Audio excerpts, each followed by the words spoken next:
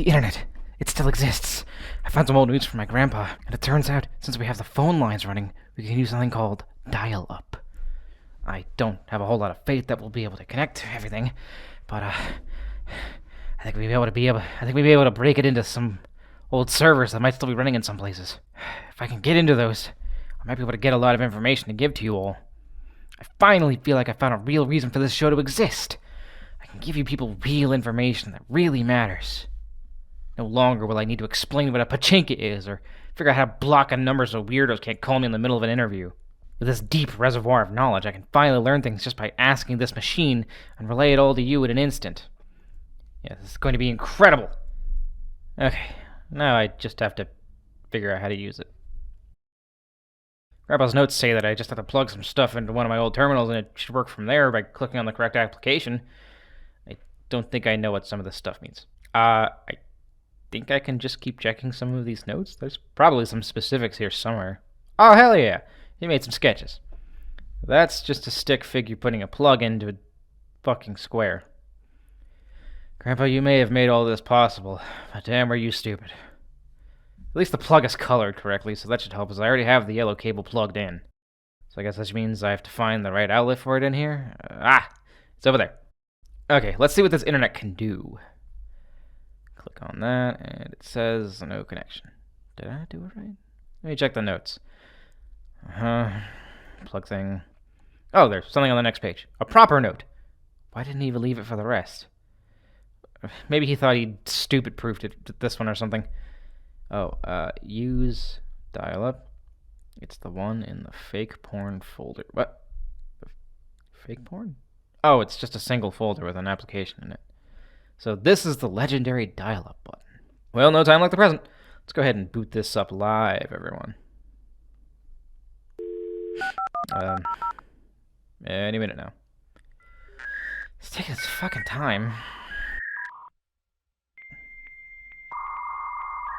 Well, I guess this is broken or something? I'll just leave it go for a while and turn out the speaker for this thing. I guess my plan is on hold for now while I wait for that. The good news is that I have some backup stuff prepared just in case something like this might happen. I have prepared story time. My grandpa's notes are very rich and full of juicy and helpful information. I have to read through all of it, though. I have to figure out what some of it even means. It's not quite as easy as the internet is supposed. It's not quite as easy as the internet is supposed to be, but I can at least use it. Okay, let's see here. I had a page dog ear to find later. Here we go. This is one about safety in your surroundings. And I quote, "When pissing in the woods, always have someone to watch you. Not watch as the pee comes out, nitwit, watch your back.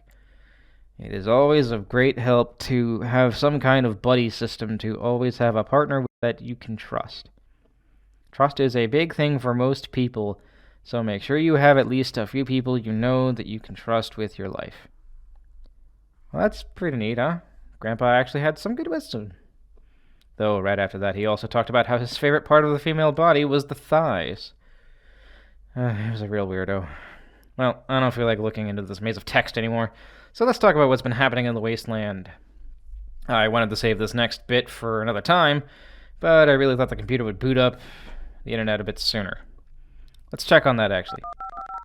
Nope, still phone sound. Okay, alrighty then.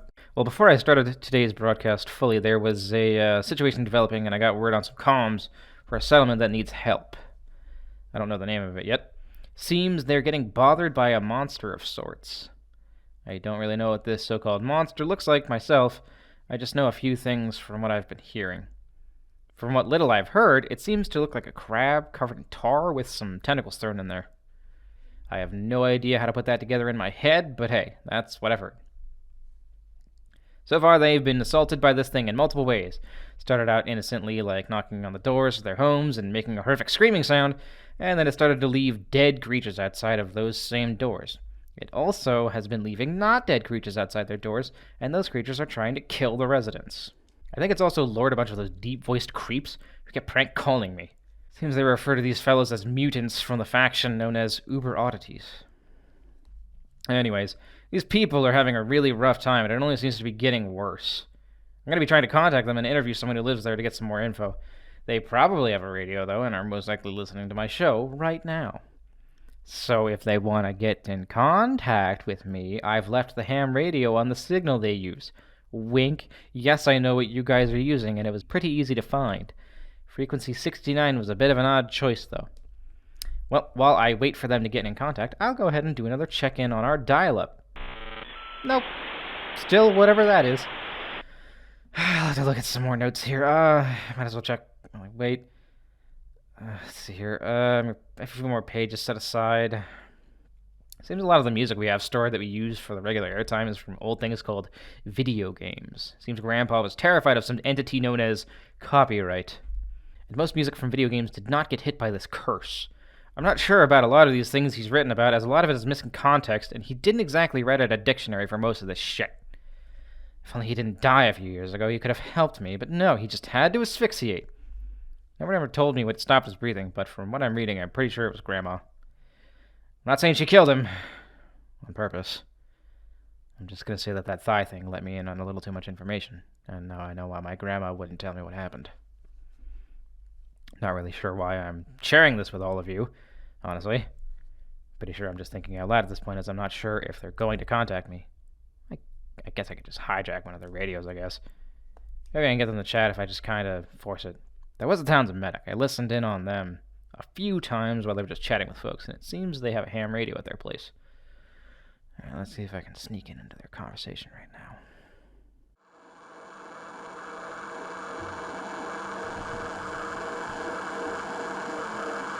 It's what? Where? Oh no, how many? Oh gosh, well let me know when it leaves. Aha! I gotcha. Who the heck are you? Hello there. My name is Rabbit from the Rad Rabbit Radio Studio. I was wondering if you had some time for an interview real quick.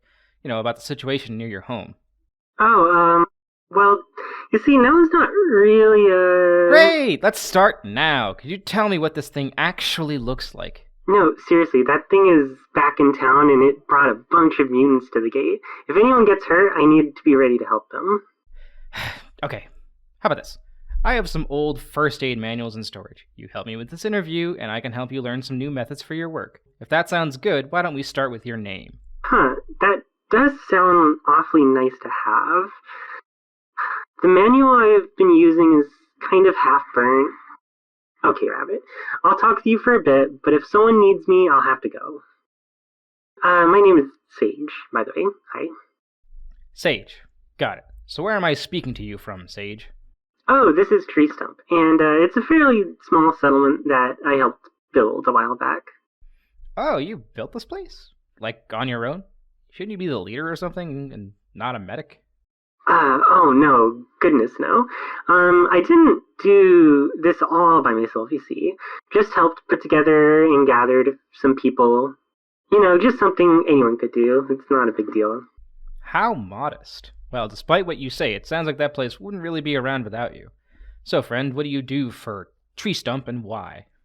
Well, I'm the town medic around here, and I help go on scavenging runs in case something goes wrong. I'm not very good at fighting at all, but I have some medical training, so I stick around in case someone needs me. As for why, well, I guess I just like helping people. Wow. Modest and noble. What a great leader they have there. Hey, I thought I told you I'm not the leader. You're gonna give people the wrong idea. Alright, I've had my fun. Now on to the interview proper. So you're the town medic who then goes out with everyone on scavenging missions and assists anyone who gets hurt. Did you ever think about what would happen if you yourself got hurt? Who's the medic for the medic? I actually have thought about that before. I keep the emergency stim under my belt at all times so that if I'm ever in rough shape and something happens to me, or something along those lines, I can just use it right then and there, and I'm all better.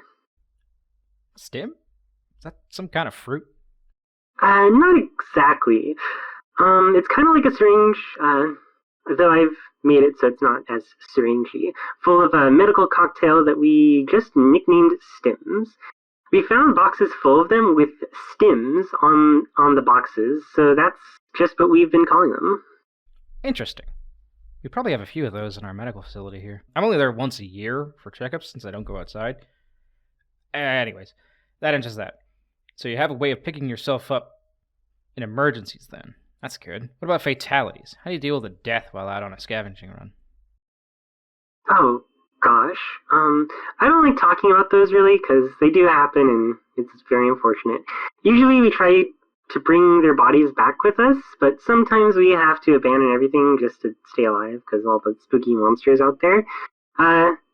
It's a very tough decision to make pretty much all the time, but I know that it's better to keep more alive than it is to worry too much about the ones who died. How very true to your Alita-like sensibilities. Truly, you should be in charge, even though you're not. See, I corrected it this time. Thanks. So you go through all that, but for what? What items are you trying to find outside of the safety of your, and I have to presume this, walls? Well, you see, we can't really scrape by with everything behind our walls. And yes, we do have walls. So we have to go get everything else we need from old buildings no one is using anymore, really. Things like building supplies, particular medicines, ammunition, and other useful stuff and things we find along the way. We need a lot, so we have to go out a lot pretty consistently. It's difficult, but when I think about how much our community needs this stuff, it reminds me how important it is, you know? So you do all that to survive, but what do you do for fun? I'm actually a botanist in training. I study plants and stuff, mostly in my spare time. I love growing plants in gardens we have, mostly around my house and, like, closer by. The only thing that survived for a while now, though, is the cactus I found in an old house that was mostly burned down. It's doing better, though. Huh. This is the nicest conversation I've had with a Wastelander so far. Are you sure you're not the monster or something I've been talking to this whole time? And this is just some sick game you're playing? Well, I'm not a monster, but I am a dog-human hybrid. Does that help? I'm starting to think you animal folks are the only decent people out there. Regardless of your animalness, this has been a very helpful conversation for once. So then, next question. How often are these excursions for supplies, and do you ever need to sell to passersby? We have to go out once every 2 to 3 weeks to get stuff we might be lacking. We like to be mostly self-sufficient, but as I said before, there are just things we can't recreate. As for buying and selling, there's this kind of weird guy who wanders around with some guards to buy and sell stuff. Mostly not really great or useful items, but to it helps sometimes. I'll have to look into that fellow later. That sounds like a perfect guest for the show. Wait, this is a show? Yeah, we've been live for the whole time to at least 2 people and at most 2,000. Oh gosh, are you serious? That's so embarrassing. I thought you were just curious about us or something. Well, I am, but it's for the sake of information collection and posterity. I want to record and learn all I can about our wonderful, weird world. Each and every one of you out there with the radio needs to know everything you can to survive and thrive. Probably. Hi everyone. I hope you all can learn some medical knowledge too when I learn it. Oh, I thought you'd want it to yourself. Well, I guess if you're still around when I'm done questioning, I can just drop some medical info for everyone else as well. By the way, you're still good to keep going, right? Sure. Also, I'm totally okay with letting people know, medical knowledge. But anyways, no one has come to my house yet for help, and you're kind of keeping my radio occupied, so yes, should be fine still. Good, because I still got a few more questions before I'm satisfied. Speaking of questions, do you know any other animal folks in your community? Actually, we're all animal-human hybrids. Normal humans kind of don't like us most of the time, so we have to make our own places to survive. At the very least, we aren't shot on sight, though, which is nice, I guess. That's reserved for the unluckiest of us all. Like Phil. Unluckiest? But you're all kind of screwed out there. Who could possibly have it worse? You don't know? No. They're all melty looking and are as old as the end itself. So you just call them the unluckiest then, or is there a real name? Also, could you explain more about what they look like? Well, we usually just call them by their given name, but that's more hateful of us out here to call them ghasts. I don't really like using that. But, I think they're just like us, though with some issues that came from the end. I'll get back to that ghast thing later, but now I gotta know why you keep calling it the end. Well, from what I was told growing up, all we know about it is that before the end, everything was much nicer, much, much nicer, and after it all happened, the whole world kind of just stopped. That's why we call it the end, since it's the end of almost everything. I don't have anything about that from my grandpa's notes. He just said that he brought some people together to make this group bunker, and we kind of just made a little society out of it. I knew everything was bad up there, but he never really left a reason as to how it got bad up there. Well, we don't really know either. We just know it happened at some point in time. We don't even know what caused this place to be so cursed by that awful creature. That creature? What exactly does he do to you guys? From what I've heard from idle conversations, it sounds like he just kind of acts like a house cat. What do you mean by house cat? You know, a little cat that you keep around the house to catch mice. Why would you catch mice? They're good at looking for supplies. I think I see what's going on here. So you guys don't have regular animals around? Just mixed human animals? Well, yeah, why would you keep anyone here? That'd be wrong. They can come and go as they like. This thing acts pretty innocently is what I was getting at. It leaves things for you folks almost like presents and probably didn't mean to drag in those oddities. Well, how do you explain the knocking on our doors and screaming randomly? It probably wants to be warm or something. I don't know. I haven't exactly seen the thing, and from the sounds of it, it might just be an extremely mutated cat. But it looks like someone smothered a giant crab in black goo and added tentacles. I don't know. Maybe it climbed into something it shouldn't have, but I think regardless, you guys need to try and interact with it rather than hide from it. Rabbit, it lopped off someone's leg with a single movement the other day. Well, shit. I don't have all the answers here, doggy. Just try and tame it or something. If it's actually a cat, you'll need fish or something. String could work too. If you've got some mint, that would also help. I guess we can try some of that stuff, but we'll have to do it after all the big guys are gone so they don't try to shoot at us more. Do you guys just wait for them to leave or something, or do you fight back? We only attack them if they make it into the walls. That's our only reason for being violent, really, is if it threatens our friends and family. And we try to be civil as much as we can before resorting to violence, because we don't really like to hurt others.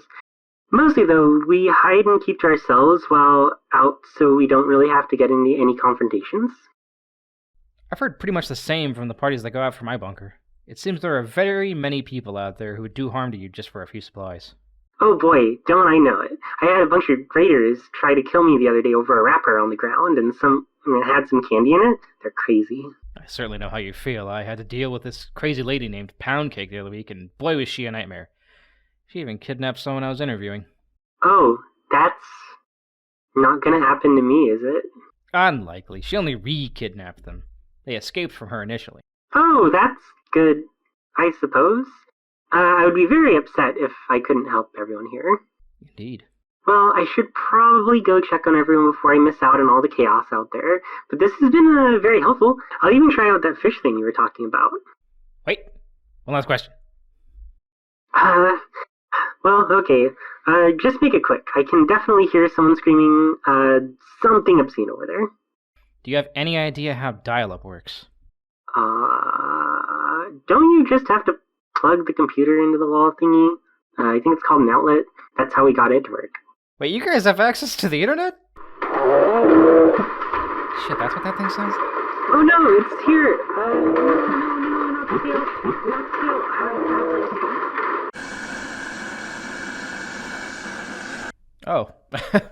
Oh.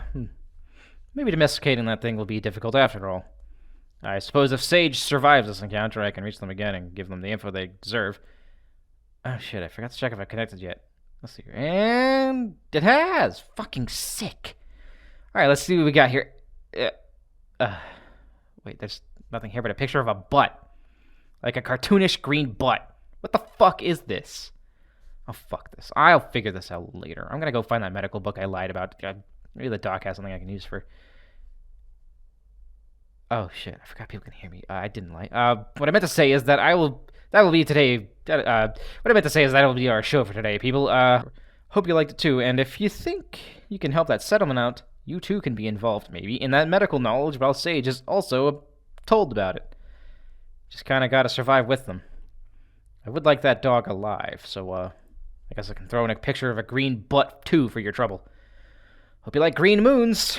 With that, though, I would like you all to remember everything I've taught you, even though I didn't really teach you anything other than not to piss alone today. However, I do hope you have a rad rest of your day. because you'll have to anyways.